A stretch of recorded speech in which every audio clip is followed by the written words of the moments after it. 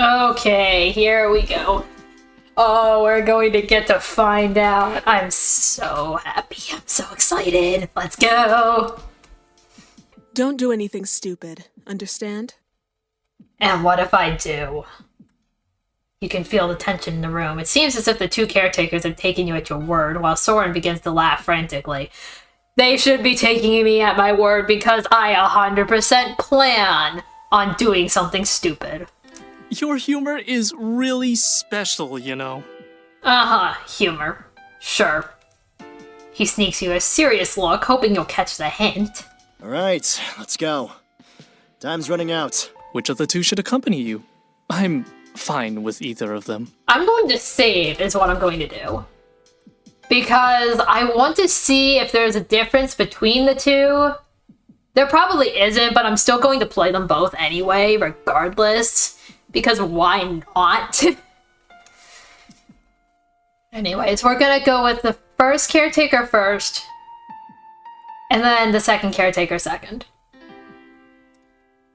Soren nods, gives the caretaker a grateful smile, and then gets pushed further back into the room to a free cubicle by the other caretaker. The chosen caretaker steps closer to you, then points to your clothes with a nod of his head. Take off your clothes. For the first time, you're glad you can't see his eyes through the mask, because if you could, the gaze would probably make you even more uncomfortable. Alright, we're finally going to indulge myself after however many episodes and however many hours. No! Your gaze wanders around the tiled floor, then up to the walls and lingers on the bright lamps on the ceiling. Your minder realizes that you won't simply cooperate. He grabs your arm and drags you over to one of the free cabins. Without giving you another chance, he pushes you into the shower and closes the door behind you. You immediately try to push it open again, but it only allows access from the outside. The caretaker sits down, takes a small remote control from a compartment in the stool, and presses a few buttons.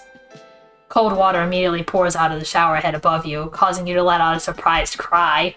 Oh! Okay. Alright, so cooperating was definitely the better choice. Oh gosh, alright. That's it. The water stays cold until you've taken your clothes off.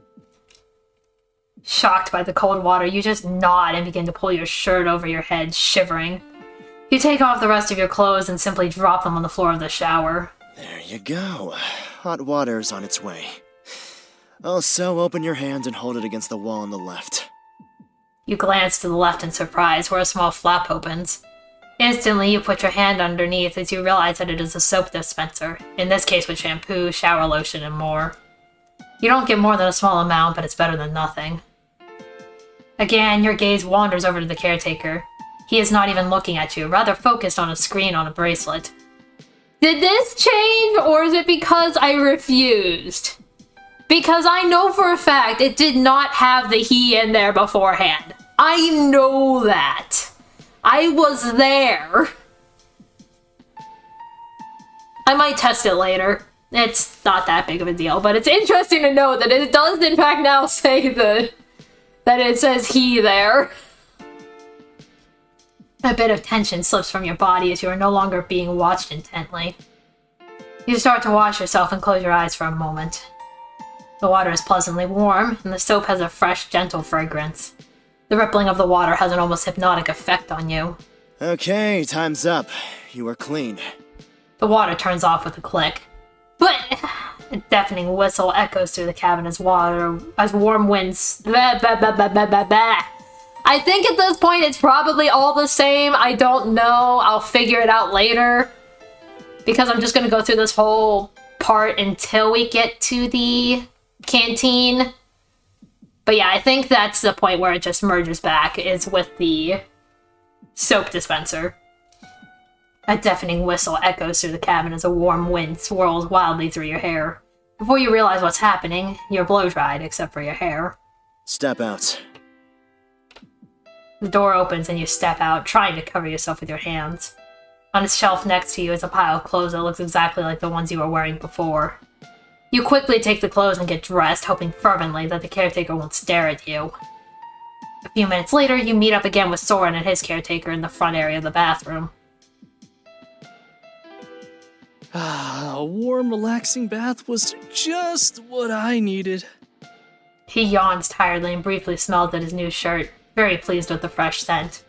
Without a word, the caretakers push you and Soren out of the door. You don't resist and follow without a remark. But of course you would like to know where you're heading to. Okay, yeah, it definitely merges at that point. So I'm going to reload. Reload it from there. Okay, these are locked now. I think in the other one I was able to just access these. So it's really interesting that it's not doing it. I don't know. I don't know what the difference is here. I did figure out what the difference was. I find that funny how that one doesn't even say, like, it's the bounty hunter one. I know it is, because I can see it right there, but it's still kind of funny. Alright, let's reload this. Which of the two should accompany you? I'm fine with either of them. Alright, let's get the second caretaker in. Let's give her some love here on this. Soren nods, gives the caretaker a grateful smile, and then gets pushed. Ba-ba-ba-ba-bum. Anyways, the chosen caretaker steps closer to you, then points to your clothes with a nod of her head. Take off your clothes. For the first time, you're glad you can't see her eyes through the mask, because if you could, the gaze would probably make you even more uncomfortable. Alright, we're refusing, we know the drill. Your gaze wanders across the tiled floor, then up the walls and lingers on the bright lamps on the ceiling. Your minder realizes that you won't simply cooperate. She grabs your arm and drags you over to one of the free cabins. Without giving you another chance, she pushes you into the shower and closes the door behind you. You immediately try to push it open again, but it only allows access from the outside. The caretaker sits down, takes a small remote control from a compartment in the stool, and presses a few buttons. Cold water immediately pours out of the shower head above you, causing you to let out a surprised cry. That's it. The water stays cold until you've taken your clothes off. Oh god, okay. That actually, like, got me a little bit, because comparing the two caretakers in this scene, because obviously they do have different voices, the first caretaker is a lot more, like, gruff during the bathroom one, whether you refuse or not, really. But this caretaker, the take off your clothes was a lot more, like, more gentle, I guess, not as, like, commanding of it, but then, like, we refuse is like, okay. Yeah, no, I'm not taking your attitude. Okay. Shocked by the cold water, you just nod and begin to pull your shirt over your head, shivering. You take off the rest of your clothes and simply drop them on the floor of the shower. There you go, hot water is on its way. Also, open your hand and hold it against the wall on the left. You glance to the left in surprise, where a small flap opens. Instantly, you put your hand underneath as you realize that it is a soap dispenser, in this case with shampoo, shower lotion, and more. And then the rest of this is going to follow, so I'm just going to end up going and skipping back to where we left off, and then meet you guys whenever the next choice happens that I've not picked. Soren reluctantly begins to choke down the first few bites. I am going to not eat and see what happens. Yay! Do not eat. You push the plate a little further away from you, staring in disgust at the heaps of food on your plate. Smell alone is enough to make you gag. What's that? Breakfast. You'd better get used to it quickly. Oh yes, sometimes it's lunch and dinner too. Disgusted, you stick out your tongue and watch in shock as Soren chokes down mouthful after mouthful. What a coincidence. How are you feeling at the moment? You haven't been here for long yet. Most expert in your situation need some time to get used to everything. I'm fine. That's nice to hear. Instead of writing a detailed note, she makes a small mark in one of the empty fields. Charlotte's gaze wanders attentively down the piece of paper until she comes across another question. Have you ever experienced symptoms such as headaches, dizziness, or nausea today or in the past? You think for a moment. No, never. Wonderful. That's ideal, of course. If anything changes, let me know, will you? A small line in the right field is enough to make a note. Charlotte starts turning the pages again. She just writes down, not open to discussion. You nod and start solving the puzzle. I think, because again, this one also did end up going beforehand, and it did not, it skipped through the first time for the Sudoku puzzle, and so it didn't this time, so I'm going to get to say I want to skip it and see if that changes anything, which is nice. I wonder if this is the same puzzle. I'm assuming it's the same puzzle every time. That would be really funny if it wasn't, but I'm pretty sure it's the exact same puzzle. I'm waiting for it to say to give up so that I can just give up. I didn't think it would take this long for it to happen, but I guess it is just taking a while. There it is. Alright, we'll solve a little bit and then just give up. Let's see what he says. Well, that was fun, wasn't it? Finally using my brain again and not just running from one place to another. Dang, okay, so that was anticlimactic. I thought he was gonna say something like, okay, I'll help you out. And then there'd be a little like thing, and then it's like, oh yeah, and then we get into this. But yeah, apparently if you just skip it, it just skips to, oh yeah, you did it, kind of thing.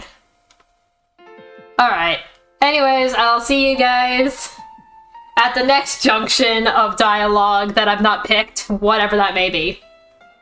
Ooh, how cool! I'm sure you'll love it. Someone like you shouldn't try out your skills without supervision. Why not? You are a hybrid, so you can change between human and animal form. There's a lot to consider. Whether the amount of food in your stomach also adapts or not. If not, and your animal form is smaller than a human, your stomach can pop. Oh, so that's what it means by hybrid. Like, you can turn into that animal. It's not like a hybrid where you just have features of that. I obviously didn't know because I saved this one for last, apparently.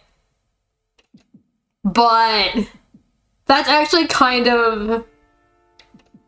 I was wondering what could possibly like be the consequences of using the hybrid form would be, and apparently it's, oh yeah, you actually turn into the animal.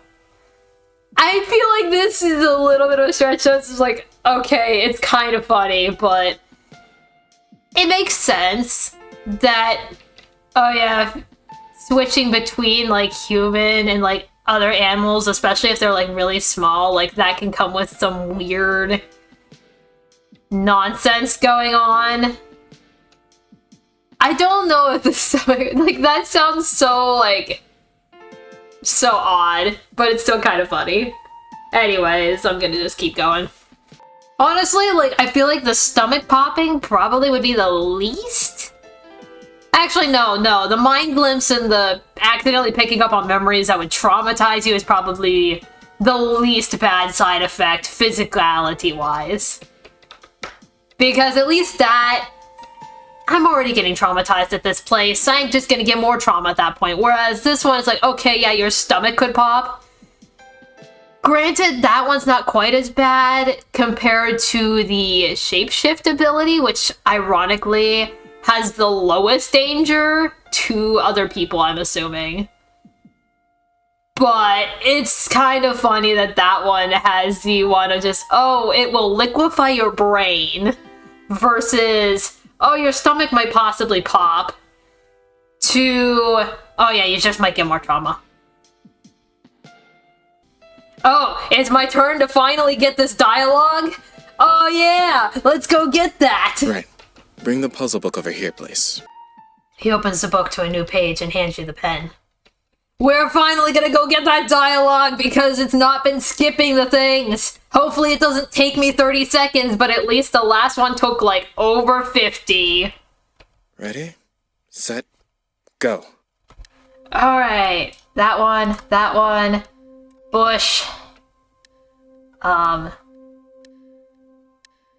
am I so bad at this? This. And I know there's one more, the cloud. Oh, you've improved. Great. Then, from further back in the room, Soren joins in. And that's about me. When is it my turn to take a test? Okay, so it does change depending on how well you do.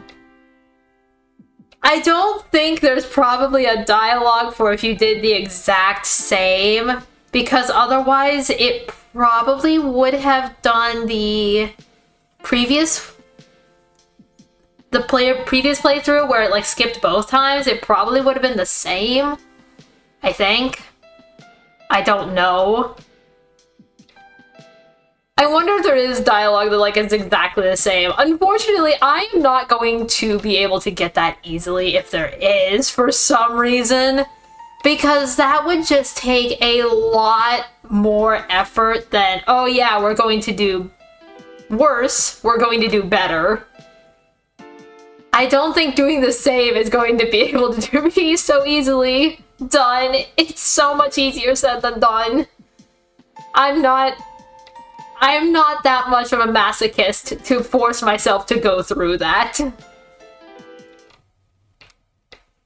I'm gonna take a quick drink so that I'm not dying. You realize that they assume you didn't notice the fight between them. I'm fine. Wonderful. Let's hope it stays that way, okay? Do you want me to stay with you in case something happens? This is my office space, remember? After this near-death experience, I'm still the best choice for care. I'm sure there will be some need to talk. Again, they stare at you while they wait for your decision. So my decision was that I'm going to go with Sullivan this time. And then I'm going to do another playthrough to, one, get the keypad on Sullivan's office desk thing the first time, because I think I need that to get something. And then I will do Charlotte's thing here as well. Because I want to go with Sullivan next. Sullivan casts a dark look at the two of them, especially Charlotte. You heard me. Come on, get out of here. Irritated, Asta looks back and forth between Charlotte and Sullivan, then leaves the room accompanied by the female therapist. When the door closes, silence finally returns. Exhausted, Sullivan sighs and sinks into a chair next to the hospital bed. Oh, finally. Silence again. It's not easy. One never knows if one's feelings are true, right? You nod silently and try to pretend you don't know what he's talking about. It's sad. What do you mean? Everything. Me, my life. Back when I was younger. You know, I used to get in trouble for pulling pranks on other people here in the lab. I'm glad I chose Sullivan for Kokami because I think Kokami would actually like Sullivan a little bit after this because that's kind of funny. Like, you what? You start giggling weakly. Oh my god, he actually did start, like, laughing. Oh, that's actually kind of cute. You, the class clown? Sullivan starts giggling too. I know. It's hard to imagine, isn't it? But yes, I was spontaneous, full of energy, and had lots of silly ideas. And what has changed? Heavy sigh escapes him. I got older. I took on responsibilities in the lab. And I got to know Charlotte. That sounds draining. Who are you telling? I have these dark circles under my eyes for a reason. He does! He does have them! He looks like he hasn't slept in years, and well... Gee, I wonder why. I wonder why. He starts to smile again, then rises from his seat. He carefully checks your pulse, then nods. You seem stable. I'll call the caretakers and have them take you back to your cell. Alright. He raises his hand briefly in farewell, and then makes his way over to the door. Be safe. That's easier said than done.